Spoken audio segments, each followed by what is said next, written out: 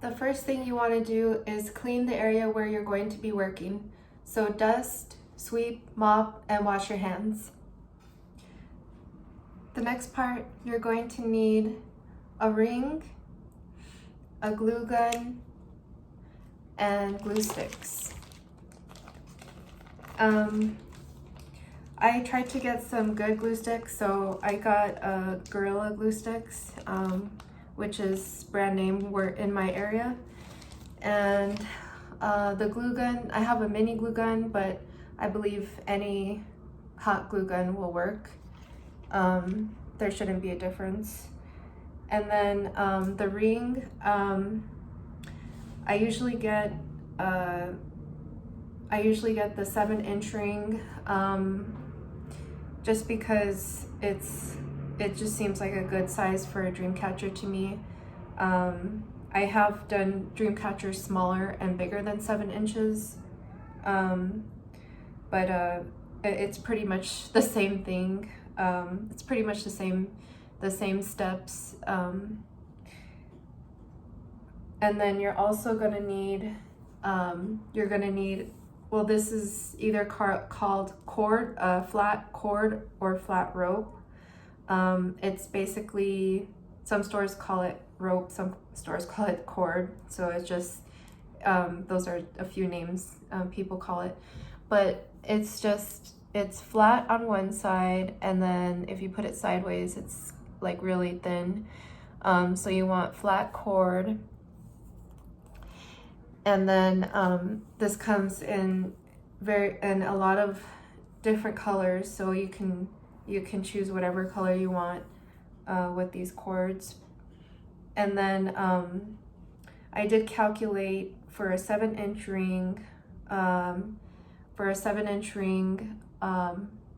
Usually this cord, flat cord, comes in 3-yard pack, like little package. And I calculated that 8 feet of this cord wraps the 7-inch ring, and also leaves you a little bit of extra, which we'll be using for another part. The next part you're gonna do is glue your rope to your ring. So on the tip of the rope,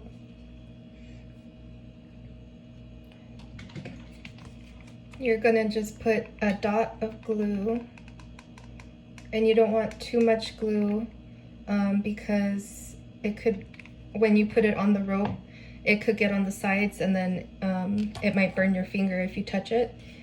Or it also can dry up on the sides,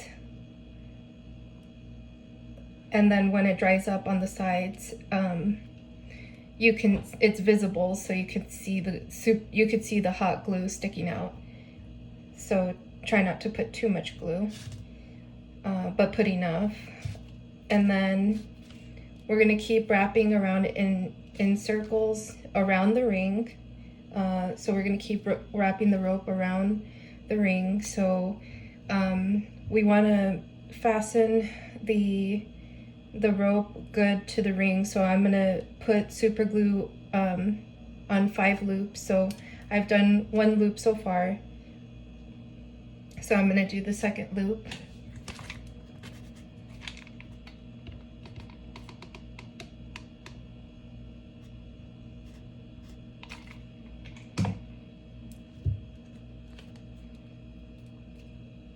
And you just loop it around. You don't want to overlap your rope. You want it to be side by side. When you do your loops, make sure they're side by side and not overlapping each other or too far apart from each other. And also you have to, when you're looping it, it's gonna get tangled if you don't get this through the ring, I mean.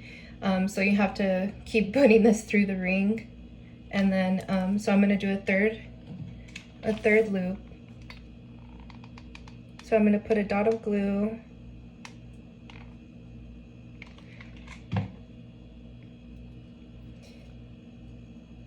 And then I'm gonna do my third loop. I usually just pinch where I put the hot glue, and I just usually pinch the rope against the ring so it gets on there really good. And I usually put my hot glue gun on newspaper just so I don't ruin like a counter or a desk, whatever I'm working on. So I usually just put it on top of a newspaper in case it drips a little bit.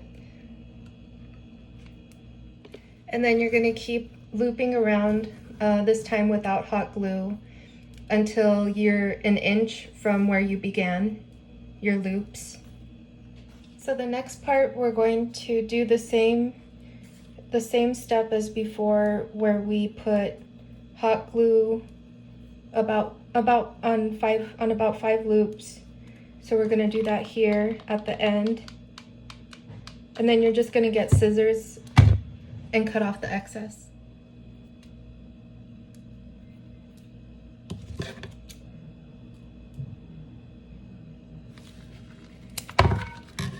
We no longer need the hot glue gun, so you can go ahead and unplug your hot glue gun.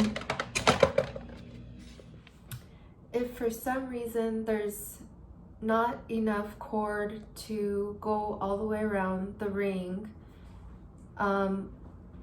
what you would need to do is like one of the previous steps, which was to put hot glue and wrap the cord around 5 times with hot glue, around 5 times. It doesn't have to be exactly 5 times. So you'll do that, and then you'll have to get some more cord, and then you'll have to start all over and put you'll start wrapping the new cord that you got around 5 times with the hot glue, just like the previous step, and then you'll finish wrapping the rest of your ring, and then you'll leave about an inch without glue, and then you'll leave about an inch where you finally find a stopping place, and then you get your hot glue gun, and then you do the previous step again, and you wrap the cord around 5 times with hot glue. The next part, we're gonna need our ring that's wrapped in cord, scissors, string, seed beads, a pin cushion, and a needle.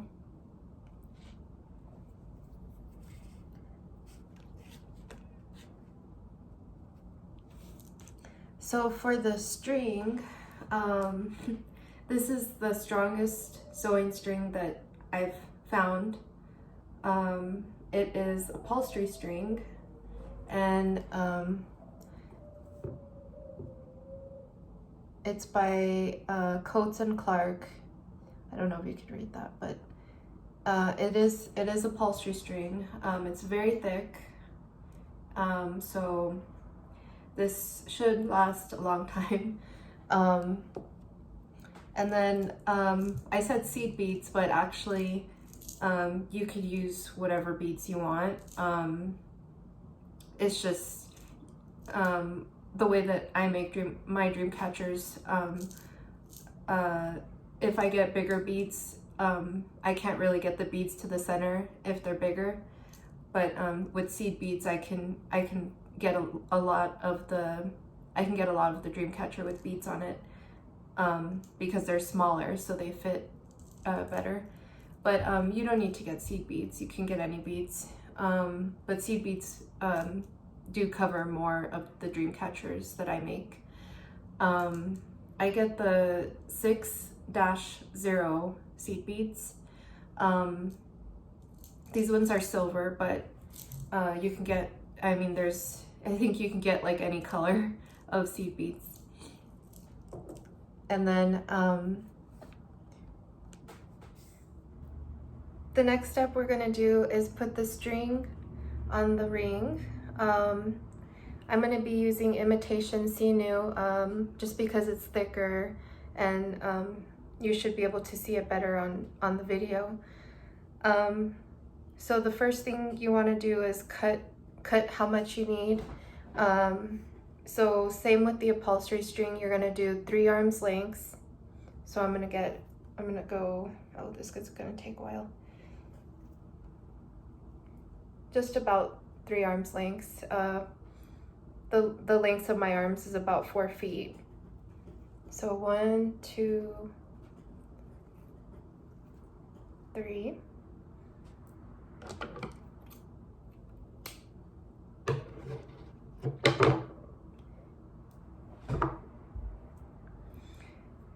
And then you're just gonna, I like to tie the knot with the string on the part where we began and ended our cord. So you're just gonna tie a knot 3 times.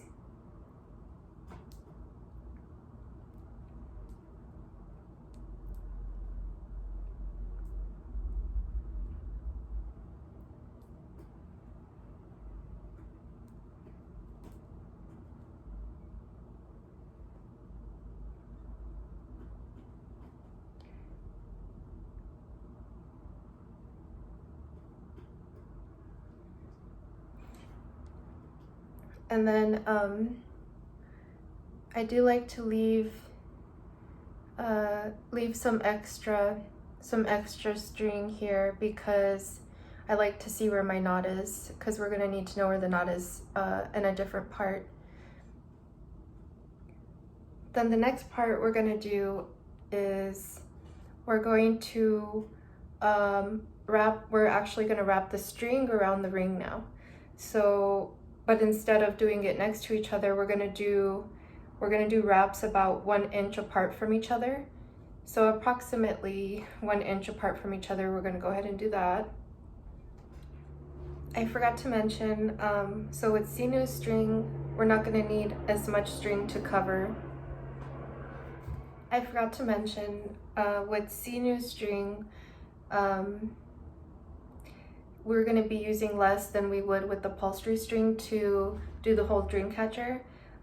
So you do 3 arms lengths your first time, and then I believe with sinew string, the second time you get more string, you just do 1 arm's length, and then with the upholstery string, you do, on the second time, you do 2 arms lengths.